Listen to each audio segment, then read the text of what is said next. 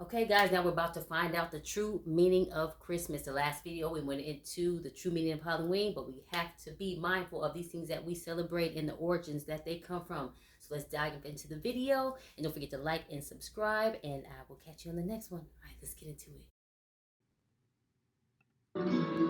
We've all heard the biblical origins of Christmas, but societies have been celebrating light and birth in the darkest days of winter centuries before Jesus walked the earth. In the Norse country, this winter celebration was known as Yule. Around December 21st, the winter solstice, fathers and sons dragged evergreens indoors as reminders of life and set logs on fire as a promise of good fortune. Ancient Rome had its own December festivals. 1 week before the winter solstice, Romans began celebrating Saturnalia, an orgy of food and drink, in honor of Saturn, the god of agriculture. Some Romans, particularly soldiers and government officials, also worshipped Mithra, the sun god. It is believed that to this small but powerful sect, the birthday of Mithra, December 25th, was the holiest day of the year.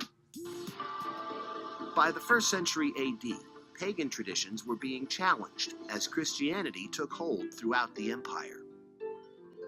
But Christ's birth date remained a mystery, since the Bible doesn't mention exactly when he was born. Exactly, has nothing to do with it. Since pagan Rome already celebrated the birth of Mithra on December 25th, it is theorized the church adopted the date as the birth of the Christ child. In the 4th century, the church made it official, declaring December 25th as the feast day of the Nativity.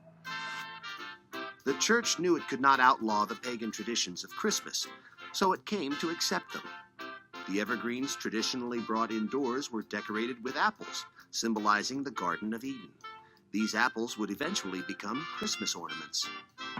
The story of Santa Claus also begins in the 4th century with the death of Nicholas, a beloved Turkish bishop.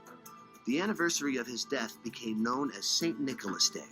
On December 6th, good children woke to gifts from the kindly saint. Bad children sulked away with nothing. In Holland, he was known as Sinterklaas. 1,500 years later, in America, a seminary professor named Clement Clark Moore reimagined the legend of St. Nicholas. In 1822, Moore wrote a poem called The Night Before Christmas, about a good-natured saint named Santa Claus, who was pulled by a group of reindeer and came down the chimney on Christmas Eve. Like St. Nicholas, Santa Claus spread good cheer and gave gifts to children. Less clear was exactly what this Santa Claus looked like.